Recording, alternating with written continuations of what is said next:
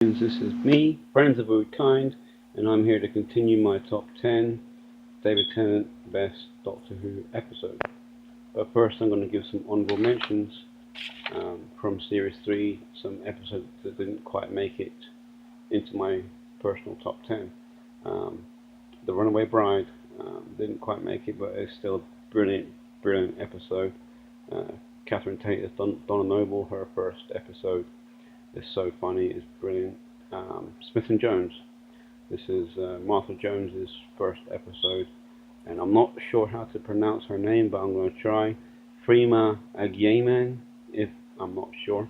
Also, the Shakespeare Code didn't make it in here. That's another really brilliant episode. Like I said, I like going back to see historical characters and building stories around them. And the one that people love to hate, the story of the Daleks in Manhattan and the evolution of the Daleks, didn't quite make it. But what did make it? Let's do number 7, 6, and 5. And at number 7 we have Army of Ghosts and Doomsday. This is the second of 3 Cybermen episodes to make my list. The Cybermen are great in this, breaking through into this world as ghosts. I really enjoyed how it paralleled the dead coming back to life. The idea of triangulating the signal back to Torchwood, I thought that was brilliant. Sorry, the Torchwood Tower, also known as Canary Wharf, which is later referenced in the Series 10 finale, The Doctor Falls. I particularly like Jackie Tyler in this story. The throwback reference to the finale of Series 1 with the time vortex in her head. The Sphere of Void ship, I thought this was pretty cool. It was great to see Mickey back again. Yvonne Hartman, I liked Yvonne Hartman. And not at first, she just kind of grew on me, and by the time she was converted, I was actually quite upset that she was converted, because she was a character that I really did invest in. And it was also cool, really cool to see the return of Jake and Pete. And I really liked the fact that it wasn't an invasion, it was a victory parade. The cliffhanger in Army of Ghosts was one of the best that we've had in modern Doctor Who. But, you know, it's a Cyberman story, but now we've got Cyberman and Daleks together. Why has nobody thought about that before? And I really like the idea of the void, the gap, the nothing between parallel worlds. The only kind of two things that lets this story down, obviously, is it's a Cyberman story, and the Daleks come into it, and there's 4 Daleks that pretty much disintegrate or beat the Cybermen themselves, and there's millions of Cybermen. And Rose, for me, in this episode became a little bit too whiny, but the scene with the wall between the Doctor and Rose, that was really sad. And then at the very end, with the scene on the beach, whether you love Rose or you hate Rose, you end up crying at that. Just going back to the Cybermen and Daleks quickly, there is actually a video on YouTube called The Bitch Fight at Canary Wharf, and it is absolutely hilarious. Also, I didn't really like the Ghostbusters reference. Apart from those little things bringing it down, I thought this was a really good episode, a really good story. One of the best Cybermen stories in modern Doctor Who. But anyway, moving on to number 6. And at number 6, we have the third and final Cybermen story in my top 10, The Rise of the Cybermen and the Age of Steel. This is a Cybermen origin story from a parallel Earth, where Tony Blair never got elected. It's a story about this man, John Lumig, who is dying or close to death and wants to live, if not for eternity, for at least a little while longer. I like the idea of a parallel world existing because of every decision that we make in this parallel. I think Mickey comes into his own in this story. I liked his backstory also, with the guilt of his grandmother dying and going to save this version of his grandmother. And I also liked the backstory of Rose, which is kind of like a follow-up to Father's Day from Series 1. But I think how Mickey comes into his own is because he's tired of getting treated like the third wheel in this TARDIS team. And he finds a comrade in Jake. I also think it's hilarious how Pete and Jackie, Pete and Jackie have a dog named Rose.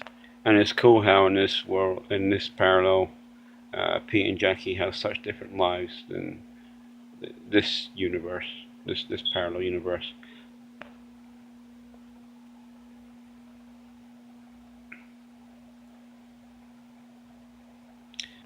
I also like how the TARDIS doesn't have any power in this universe that they're in, and how that it won't get any power until this invasion is stopped.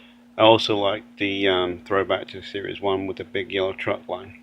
John Lumic to me is a very interesting character. I especially like the speech that the Doctor gave him at the end of the, well, not towards the end of the story. I also like how Mickey is the hero in this one. And ultimately this story leads into the series finale, which is my number 7, which is Armigos and Doomsday, which leads to Torchwood and all that. So yeah, that was a really, really great watch. I would recommend that for any new Whovian to watch. Really great story, and the Cybermen are awesome. So at number 5, we have I have School Reunion. Okay, this is the episode that connects Classic Who to Modern Who with the return of Sarah Jane Smith. This is a very enjoyable watch and a very nostalgic watch for those who watched the classic series. The Krillitanes I think are great, fantastic design, and I think it's a great performance by Anthony Head as Mr. Finch.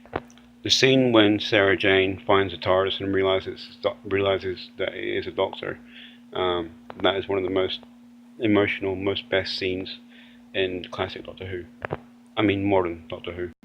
I love the scene between Sarah Jane and Rose. And okay, if you watch the classic series, this story happens from the point of view of the Doctor and Sarah Jane. If you didn't watch the classic series, this episode happens from the point of view of Rose and the Doctor. The scene where Mickey finds the rats vacuum packed, I think that is absolutely hilarious. Also, I like the scene where the Doctor Rose questions the Doctor about how many people that he has travelled with.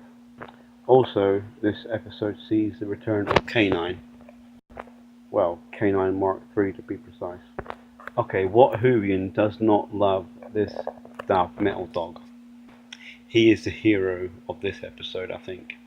Well, he is, because he defeats the Krillitanes by using their own oil against them, because they have evolved so much that their own oil is toxic to them. At the scene where Sarah Jane convinces the Doctor to let Mickey be part of the TARDIS team, I thought Rose was very, very childish in that. But apart from that, this is a great, great episode to watch. It got me interested in classic Doctor Who as well, with Sarah Jane. And definitely I would recommend this as a first episode to watch for any new Whovian. And obviously at the end, K9 gets trapped, killed, whatever. But then the Doctor rebuilds him, and now we have K9 Mark IV. And this episode also leads into the spin-off series, the Sarah Jane Adventures. It is so good. I've got it. It's brilliant. It's well worth getting. So that was my top 10 David Tennant. I'm done from 10 to 5. 10, 9, 8, 7, 6, 5. The next video will be 4, 3, and 2. But I want to know, what's your favorite David Tennant episodes from 10 to 5? Let me know in the comments below. And as always, thank you for watching. Like and subscribe if you want to. Bye bye.